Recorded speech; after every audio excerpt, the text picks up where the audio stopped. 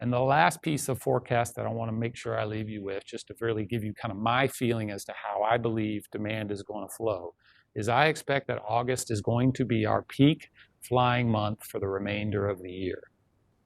And the reason I believe that to be the case is if you look at a non-COVID year, as we roll into summer and the end of summer, that's typically where we hit our peak. We go into the winter and fall months, people return to school, holidays come in, people start to go back to work, we have less demand, and we call that a shoulder season. So we have that, and we also have the COVID and the uptick in cases.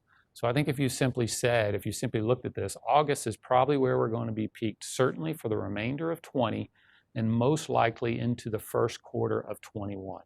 And that is simply, like I said, put in combination of the current increase in COVID and our traditional shoulder season dip of demand that we typically see with our flyers. So that's kind of my forecast. And again, I'm sure Joe and both Jody will have some additional comments as how they see that going forward. So I will finish with those comments. I want to say thank you for everything you have done.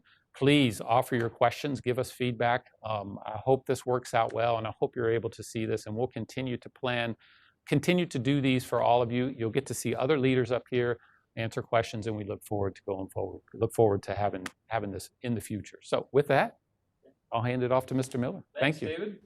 Hello, everybody.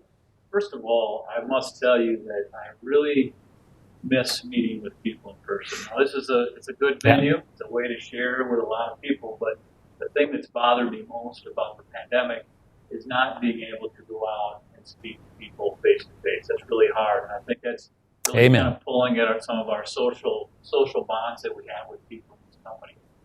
A little more detail on what David talked about, and I want to talk about the network. A lot of these questions we've seen from other work groups, and certainly from some of you. Hey, Joe. Yeah. People are having a hard time hearing you, so let's try and adjust your microphone. How about now? Can you hear me now? Better. Great, better, yes. Okay. Sorry, I'm Joe. going to hold a light, no problem. It's hard to believe people can't hear Joe. Yeah, you know me in person, I'm quite loud. But, no problem. So I wanted to talk a little bit about the network and a little more color. So if you think you go back to where we were in April, we were at 140 departures a day. And that's on a plan of 900 to 1,000. And what David talked about is the volatility. It's unbelievable how fast things have changed through the pandemic. And so we saw continued adds, and this month our peak departures is about 550.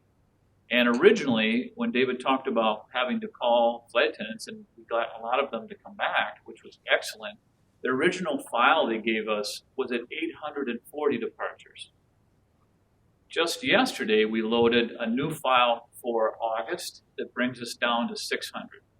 So I only tell you that because it's unbelievable how volatile and how quickly things have changed, which makes it really challenging to plan for the long term. Obviously, many of you are New York based, and I wanted to touch on New York, as that was the very beginning of the pandemic. And even in August and September files we've seen, we're still in the single digits for departures. And so what does that do? Well, we have a lot of geographical challenges when it comes to the way our network looks right now. Detroit, for instance, is about 30% bigger than they were pre-COVID. Minneapolis has seen a bump, and of course, New York is down in the single digits. Several months we didn't have any departures. So you've seen a couple things on the crew side that we've done recently. A flight attendant and pilot realignment, which we started here in the last few weeks. That's going well. Especially, I was very pleased on the flight attendant side. We had to displace about 90 flight attendants, and voluntarily, we had all but 27 choose to go to other bases.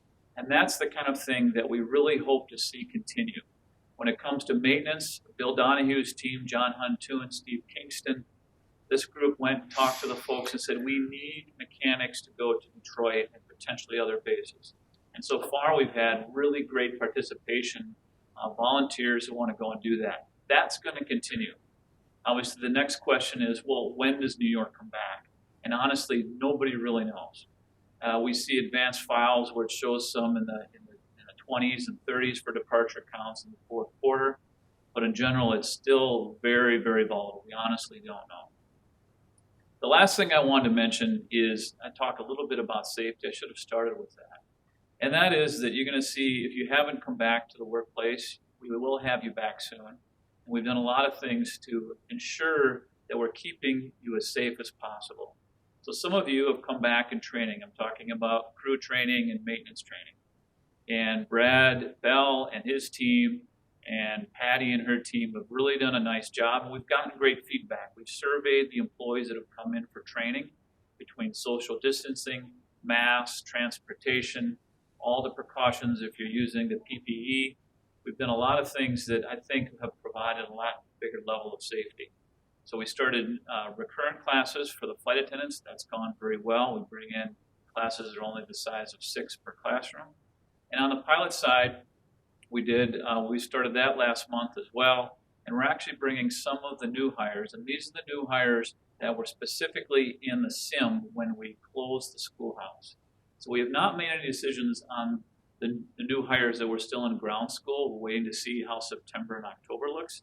That's kind of where we are right now with training. We have a lot of other questions I know you submitted, so I'm going to turn it over to Jody right now, and then once she wraps up, we'll take some questions. Okay, thank you, Joe. Let's just do a quick check here. Can you hear me okay? Oh, I guess I have to come up on my speaker too. Yep. Can you hear me better now? No? Is that better? Okay. So good afternoon, everybody. I'm Jody Douglas, the Vice President of Human Resources. And I too want to echo the sentiments of David and Joe and thank everybody for all that you're doing to contribute towards Endeavor's financial security, our customers, the safety of our passengers, as well as yourself. So I just want to shift and talk about a few things that my team has been working on over the last 4 months, really to take care of you and ensure the safety of our employees. So let's talk first of all about leaves of absence, just at a high level. Over 25% of our workforce has taken leaves of absence in the months through April through July. And as Joe mentioned and David mentioned, we're going to continue to look at leaves as a way to defer and defray costs and expenses. In addition to that, many of you have had to take a 32-hour reduced work week. That right now is through September 30th. We're currently, I'll be honest with you, we'll evaluate that after early September to determine whether or not that's going to continue on. But all of those efforts have really helped to significantly reduce our costs and improve our overall financial picture. So we'll continue to watch that. The other thing that many of you may have had an opportunity to participate in, good or bad, is COVID pay protection. We put that in place right away, again, to ensure that you had financial security in the event you had a COVID-related illness or incident that you needed to take yourself out of work. And I'll tell you, it's been a very successful program for us. That program right now is set to go through September 30th, and again, we'll evaluate that to determine whether or not it will continue. But we've had over 644 cases of COVID pay protection submitted. We have had 80 positive employee tests. And so just to put that in perspective, and by the way, we have 14 right now awaiting test results. And we've definitely seen an uptick recently with our workforce in positive test results. To put that in perspective, though, that represents about 1% of our pilots have tested positive, 2% of our flight attendants, and about 1.5% of our tech ops employees. So it's clear that the frontline employees are the ones who are the most impacted by this. And so, again, we want to extend our thanks for all of you because we know you're out there on the front lines, but also just to reiterate the importance of masks and doing everything you can to be safe for yourself. We currently have 3 employees in the hospital, and we've had 12 hospitalizations, but I'm happy to report that we have not had any employee deaths. And so that's really great news for us, and we're continuing to see better treatments, better utilization of getting people their test results sooner. So as I mentioned, that will go on through September 30th. The other question that I hear a lot from employees are Delta's testing and doing workplace testing. Why is Endeavor not doing that? And we are going to be looking at that. We're definitely going down a path of getting things ready and prepared. But to give you some backdrop on that, we're following Delta's lead on this because at this point, Delta, as you know, has put in extensive workplace testing. They have tested over 10,000 employees. And we're learning a lot of lessons from the Delta testing.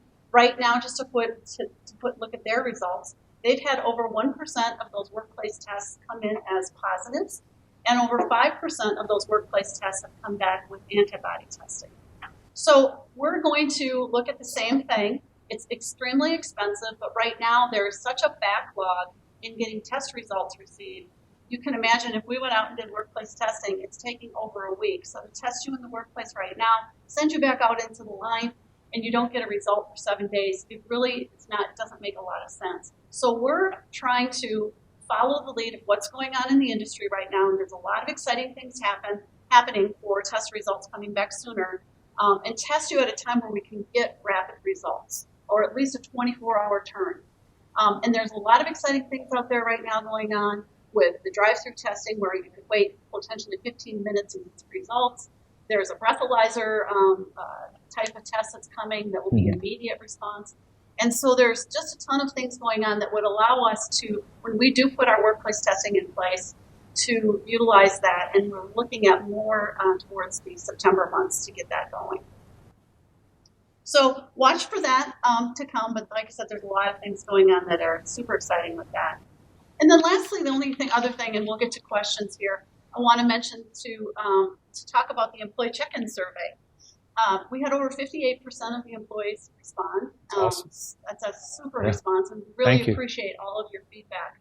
Our objectives in doing that touch base was really to just get a sense for how are you doing, how are you feeling, how are we responding to your concerns in this area of uncertainty with COVID, with all of the things going on in our world today. And to get your feedback. And as we have with all other surveys, we'll give you all of those results. We'll share that with you. We'll share with you your feedback, and then what actions we might take to do some things differently in the future to make sure you feel good about coming to work every day at Endeavor. So that pretty much covers my quick highlights. And I think we can just dive into the questions, and that'll get to a lot of the meetings where they're going. So some folks are still having trouble hearing you too. I think if you can hold your mics and speak up, it's the best solution they can come up with right now. Okay, I'll repeat what Catherine just said. We've gotten feedback that Joe and Jody need to up their volume, so we're going to ask them to hold their mics close to their mouth, and hopefully that'll work. I guess I'm good. Okay, we'll give it a shot. Keep us honest. We're working through this. Please be patient. Yep, we thank you for your patience. So we're going to start with questions. I have to put my eyes on, so I apologize for that. Joe's going to be our first victim. And again, these are questions that many of you pre-submitted. We tried to group them into common. As you can imagine, we got a lot of the similar themed questions. So we'll start, Joe, with you. You ready? Yes, I'm ready. Are you sure? I'm ready. Can you guys hear me out there? All right. What is the possibility of furloughs? What will you do to prevent furloughs and or layoffs? Thanks, David. And that's a very common question. I had the opportunity to spend some time with some of the pilots through webinars and get the same kind of question. As David touched on, we want to do everything we can to avoid involuntary furloughs or layoffs, while at the same time ensuring that we hit the necessary financial targets so that we can continue to thrive. And there's three things that we would do before that involuntary furlough or layoff would happen. Number one, a lot of the questions were, are we going to continue the voluntary leave of absences? And the answer is yes. The duration at this point, because we talked about the volatility, the duration will be only 1 month at a time. Earlier on, you may recall we did 90 days. And in August, we ended up getting a little bit behind in a particular work group. So at this point in time, we're going to continue to offer them in every work group where we have the need or we're overstaffed, and they're going to be 30-day increments. The second thing that we will be talking about before any voluntary furlough is there will be an early out. Now, we don't know exactly what that early out would look like. Some of you have asked, will it be like Delta's? We don't know that. We've done some early initial looks at what one could potentially look like. We've got some work to do, but know for sure before an involuntary furlough would happen, an early out would be offered for your work group. The third thing that we want to talk about, and David touched on this as well, and Jody, was will the work hour reduction continue? Now, we don't know that. As we talked about, we're going to be talking about that towards the end of next month or early September. But our view on it is that if that prevents involuntary furloughs, that's something that we really need to take a hard look at. Nothing for sure. Then the fourth piece would be involuntary furloughs. Now the question I often get is, well, when would that happen? As we talked about the volatility, it's really hard to see. We talked about August going up to 800, now it's down to 600. September was originally came in at about 690, now it's like 670, and that number is going to drop as well. So really any communication or the effectiveness date of any potential furloughs would most likely be mid in the fourth quarter would be the timing. Again, want to emphasize nothing has been decided, and the fact that we're going to do everything that we possibly can to avoid them if possible. Great. Thank you, Joe. Well done. The one thing I want to add on that too, with regard to the voluntary departure programs, is we are talking about those now. And as Joe mentioned, we're going to do all these other things before that. But I want to stress, as I've stressed before, you only offer these voluntary programs because they're very expensive when we believe that we have a long-term sustained need to keep people off of payroll. And we're looking through trying to determine where do we level off and what does that look like and what does our headcount needs. What are they going to be? And as Joe mentioned, we should have some more information about that in the next month or so, and we'll get information out to employees well in advance, but I would expect it wouldn't be much before the beginning of fourth quarter. Good. Thank you both. For sake of time, we'll move. And again, if you have some more questions or clarification around that, please don't hesitate to ask. I'll answer the next question, which is how does Endeavor fit into the mix of other DC carriers, and how is the Delta portfolio managed, and who gets the work? It's a really, really great question, certainly very, very relevant to the situation we're faced with, and certainly the demand that Endeavor sees, and ties into Joe and Jody's answer around the impact on our employees. I think it's important to just kind of step back and make sure everybody's clear as to how the Delta Connection portfolio works, and certainly what does it exist of in it. So we obviously have three carriers. Endeavor is a wholly owned subsidiary, and of course SkyWest and Republic are contractual carriers with Delta Connection.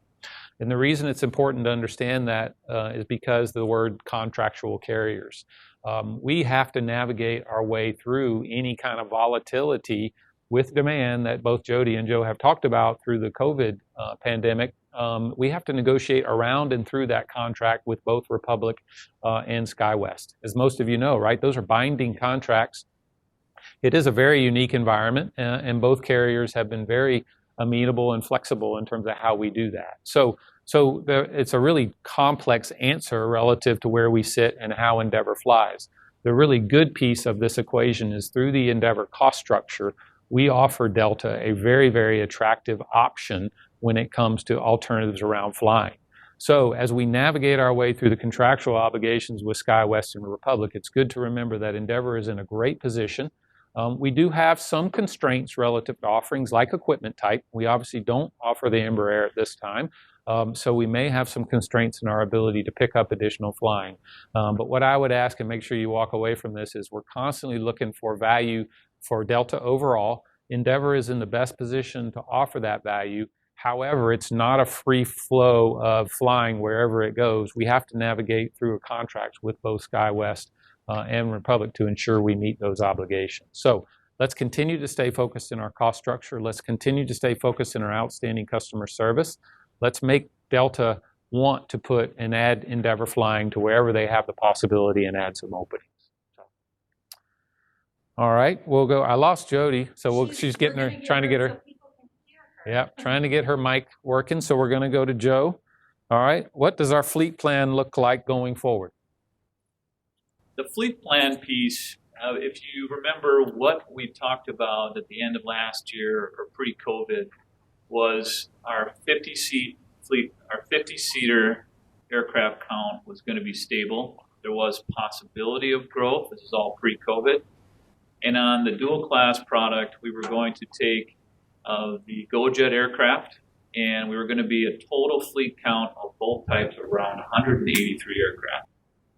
And again, when we talk about the volatility, the discussions between us and Delta and trying to sort out no decisions, final decisions made on the 50-seaters, but it's looking likely that we'll have 42, the same number that we have today.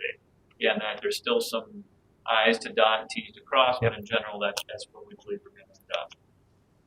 We talked about the geographical issues with the 50-seaters. The 50-seaters obviously are getting moved out of New York. They're going to be based in Minneapolis and Detroit.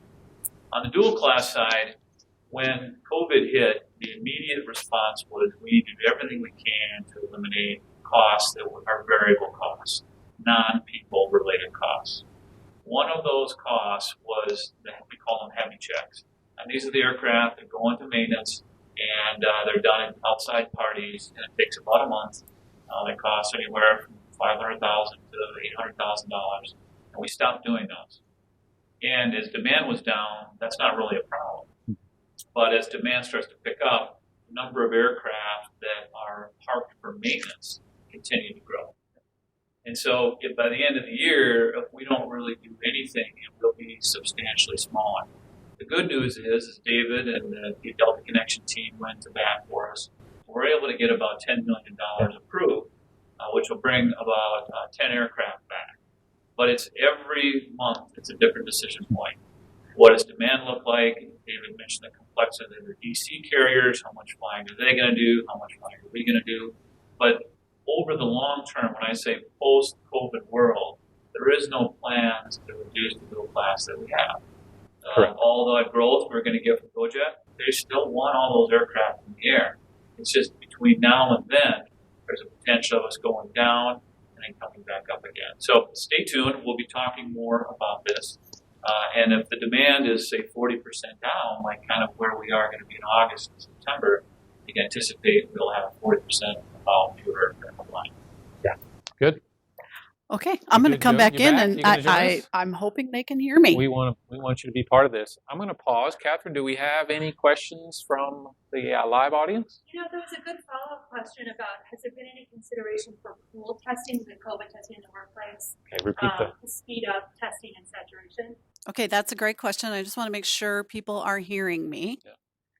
Jody's better. Joe is still a little quiet. Okay, great. So maybe between Joe and I. Yeah. I don't know what that means, Joe. I could come up with a lot of we things. Need the Joe to bring yeah. So the question was, is there been any consideration to pool testing?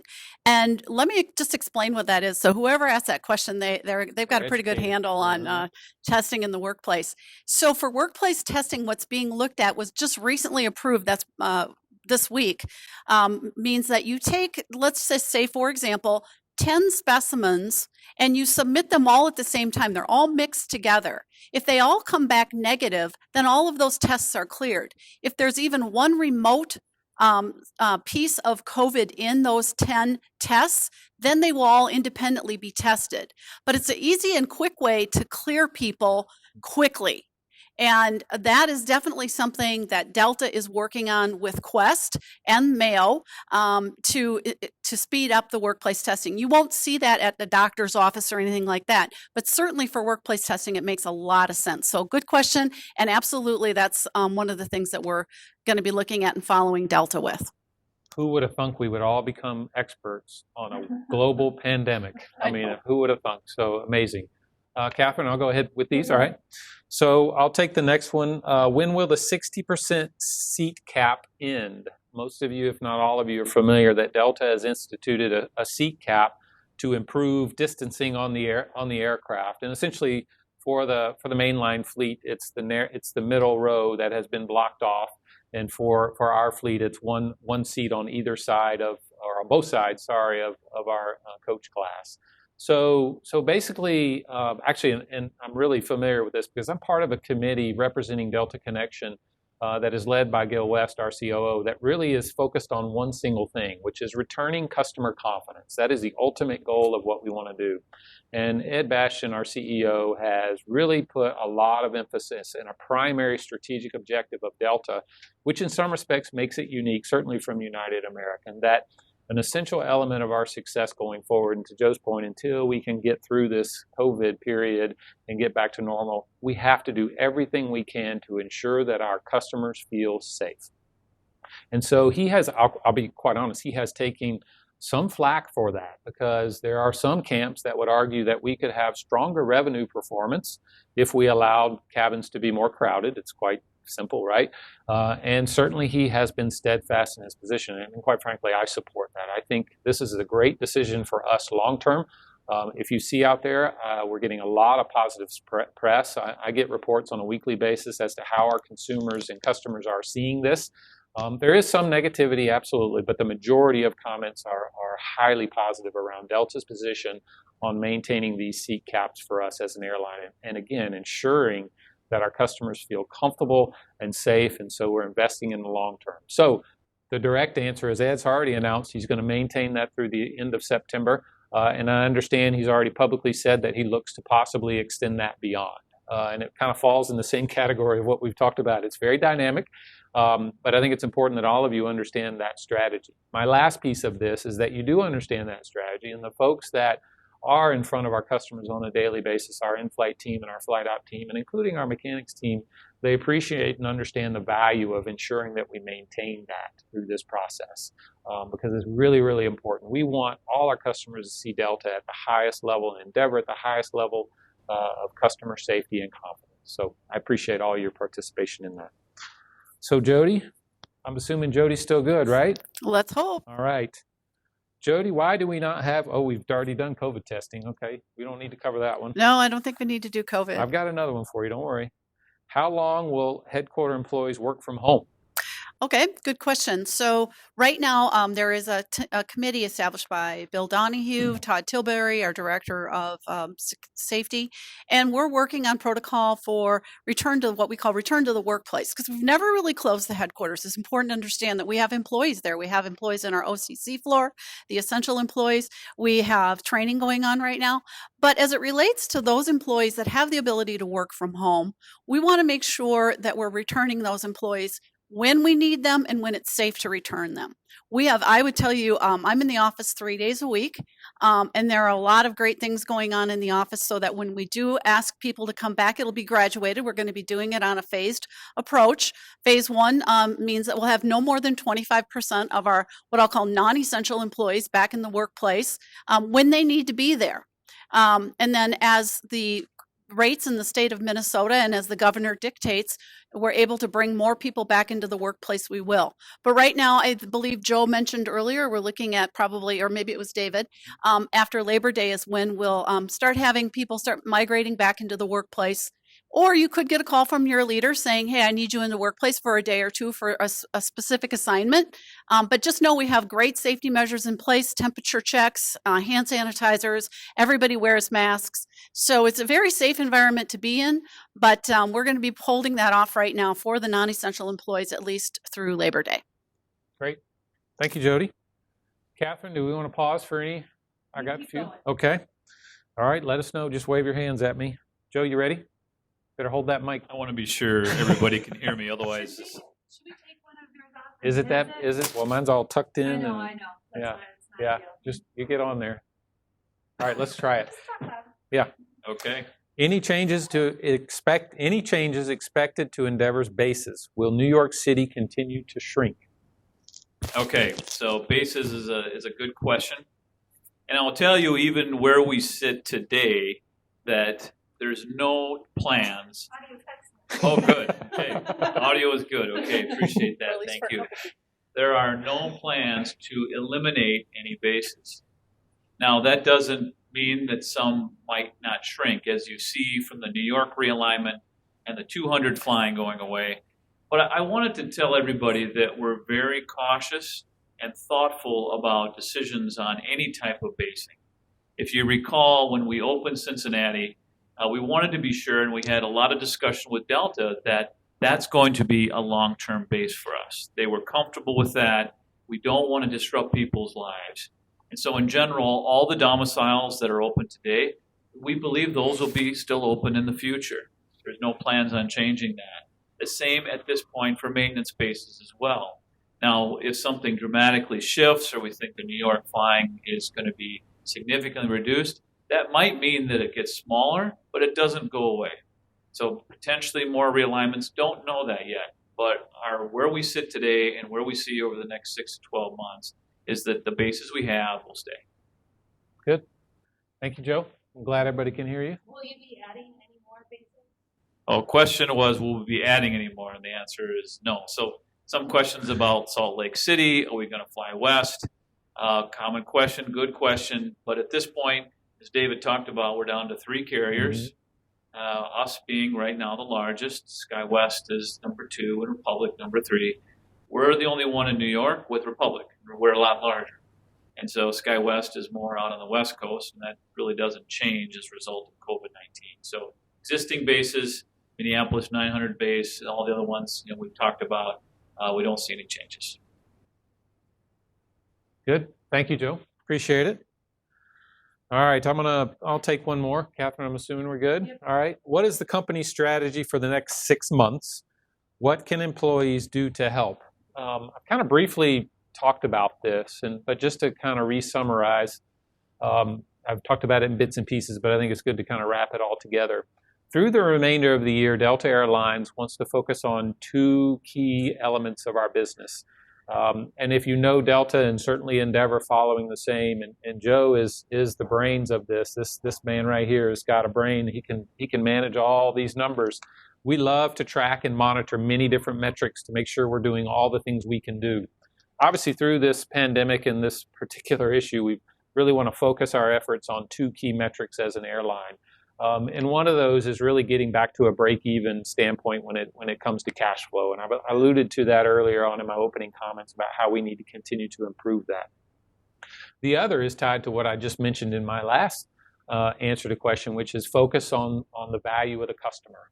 And most of you probably know our NPS, Net Promoter Scores, are the way in which we do that. So what we want to do is make sure that we continue to focus our efforts around getting financial stability of the airline through break-even cost structure, and ultimately holding the highest level of Net Promoter Scores for our customer, which is tied to improving our customer confidence and making sure that our customers feel safe in everything we do. So that's really the key focus of our ultimate strategy across not only the Delta enterprise, but certainly the Endeavor enterprise and the entire Delta Connection enterprise. So that's really where we are focused around. Now, those are really 2 things that are really simple to say, but you can imagine there's tons of initiatives and a lot of work being done. And I'll share with you just a few little snippets around customer confidence and raising NPS. And many of you are in the business of executing on those on a regular basis. But no, behind the scenes, there's a team of scientists, engineers, corporate folks who are really looking for ways to drum up confidence. And the corporate piece that I think is really interesting, and I think I would love to share with all of you, we have a team at Delta Airlines that is in charge of obviously ensuring that we have major contracts with large corporations, right? That is a huge source of our revenue as an airline. You sign a contract with a company like General Electric, Home Depot, 3M up here in Minneapolis. That is guaranteed revenue and travel in normal times with corporate structure. So if we had the ability to bring them in, and this is what we're doing, we're meeting with the large company heads, preferably CEOs. We're walking them through. Bill Lynch, who is my predecessor in charge of this, is meeting with corporate heads of companies and walking them through all the great work that we are doing as an airline to build their confidence and say, come fly with us. It is safe. There is tons of things that we are doing, not only from in the aircraft, but also in the airport. We're not limiting ourselves to just in the cabin. We are also talking about how do we make TSA safer? How can we make bins more clean? How can we eliminate virus, germs, and bacteria in bins? How can we get the TSA to do temperature checks? How do we add more hand sanitizer across the entire ribbon? So that's just one example of all the work that we're doing. The piece you can do is to continue to do what you're doing. Deliver on outstanding customer service. Continue to wear your mask. Continue to take care of yourself. If you don't feel well, don't spread the virus. Pull yourself out. We've got ways that Jody has brought into this company to help make sure we take care of you and continue to deliver great customer performance.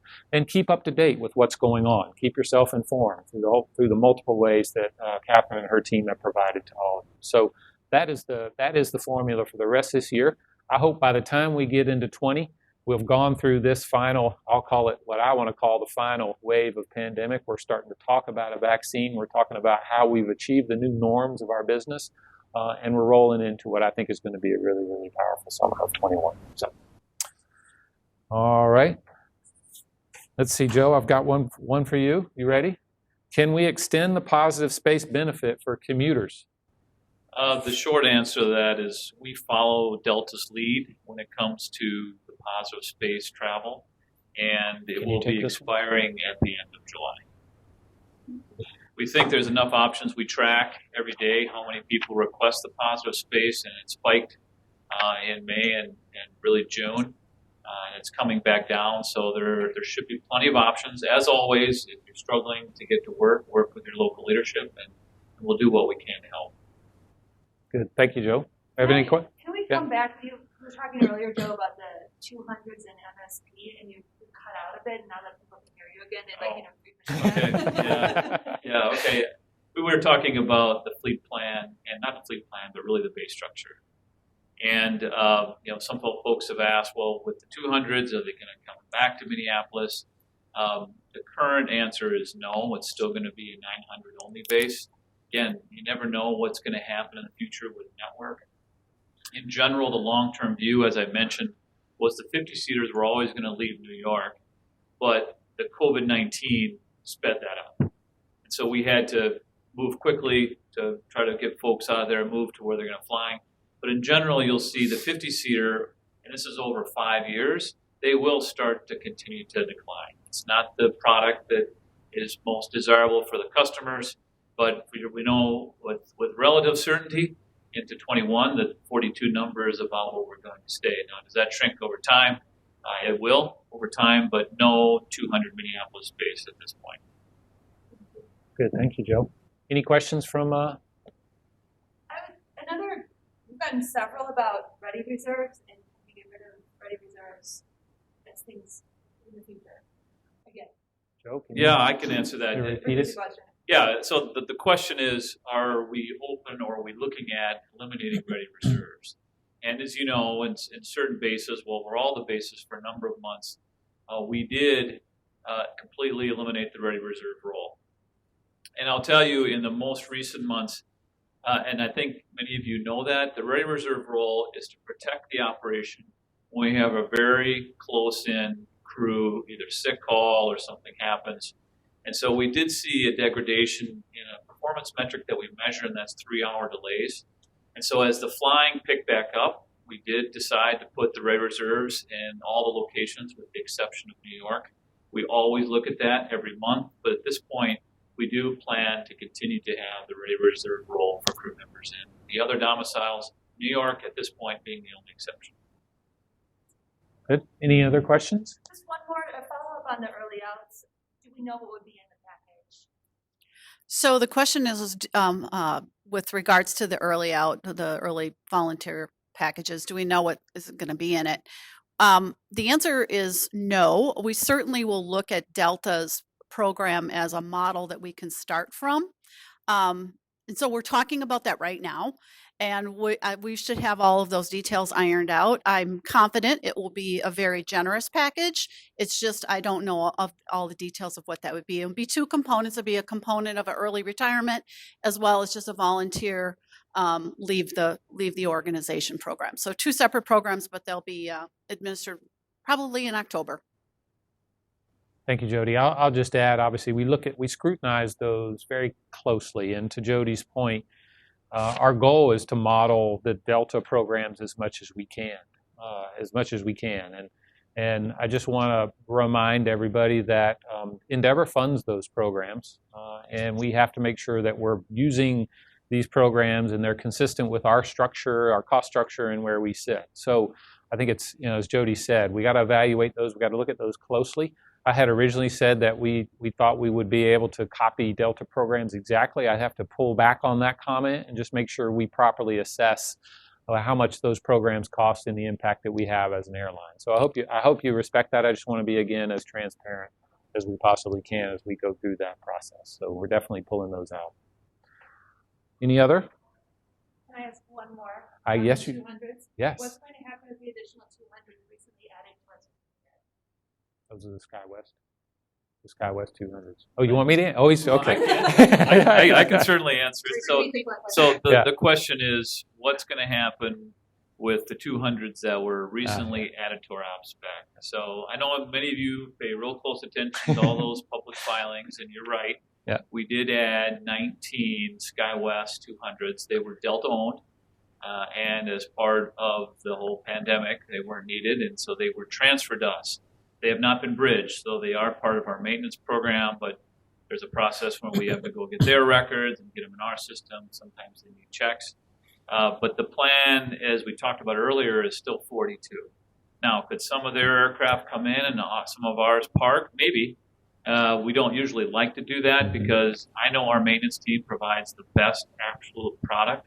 And so that's something we talk about. The bottom line is 42 is what's in our current plan. Yeah, I think thank you, Joe. I'm sorry I missed the question, but that's absolutely valid. I would just add or elaborate a little bit more to Joe's point is ideally we'd love to keep the same 42 because our crews and our maintenance folks understand them.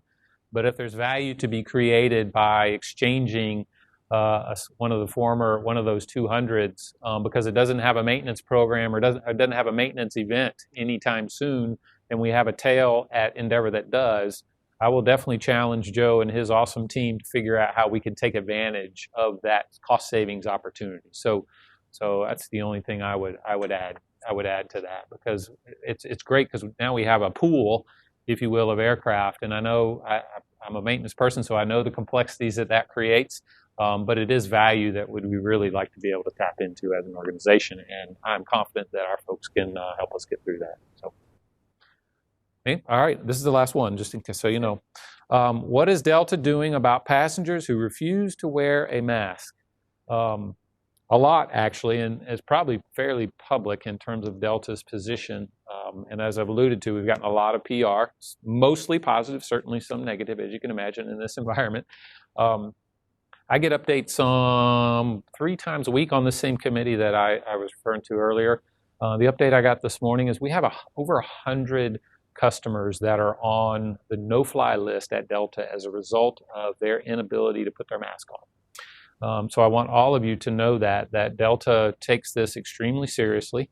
Actually, matter of fact, folks here are actually notifying our customer of those requirements and putting them on the no-fly list. And we intend to ensure that those are followed up on and enacted upon.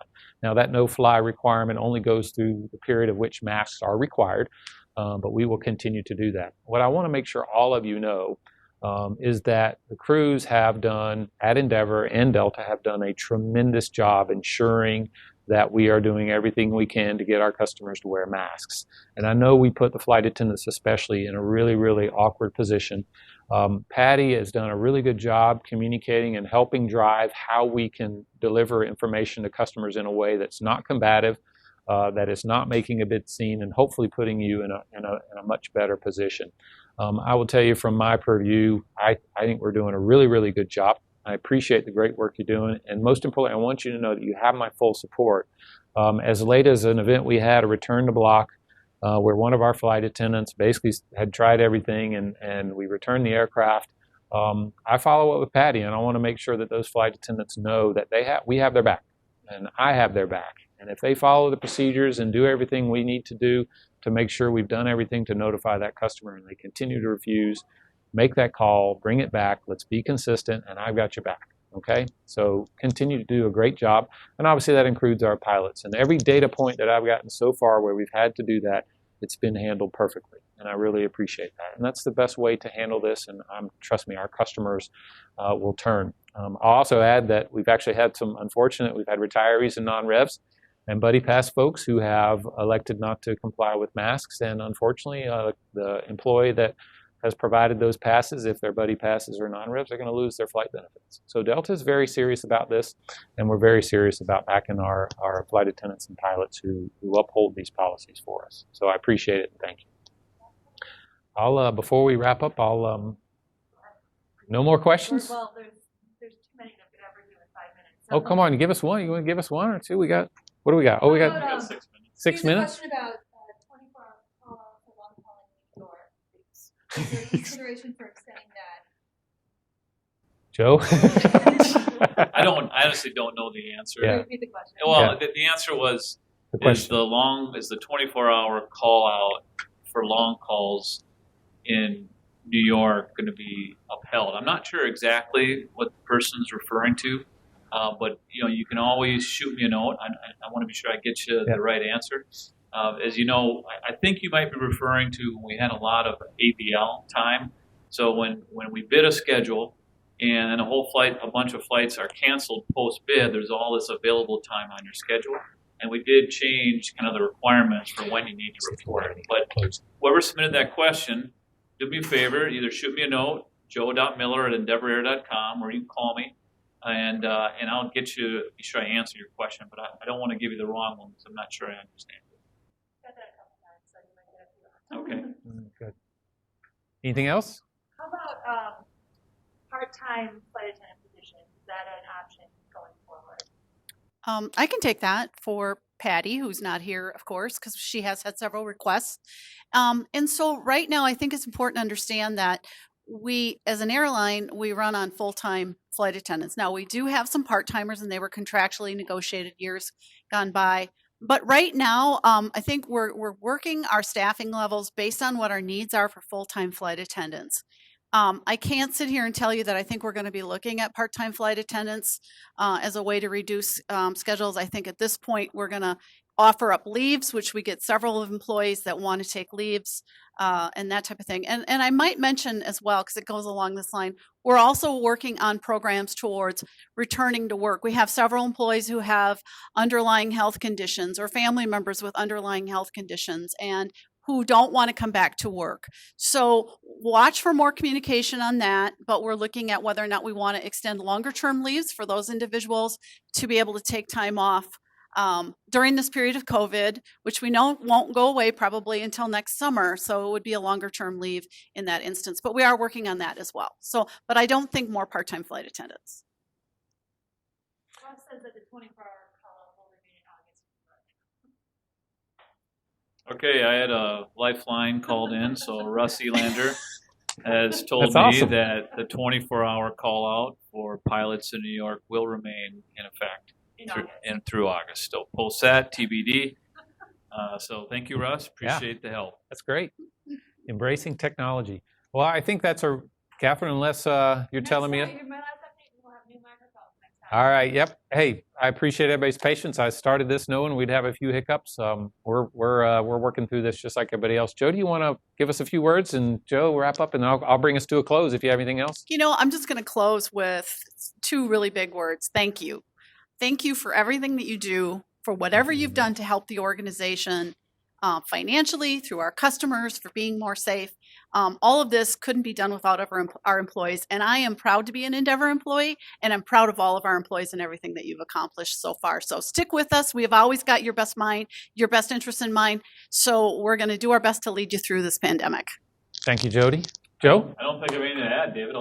Jody said exactly what I was thinking. She's going to bring us home. Well done. Thank you. I obviously echo Jody's comments. I don't want to get too emotional, but I couldn't be more proud of being part of this team.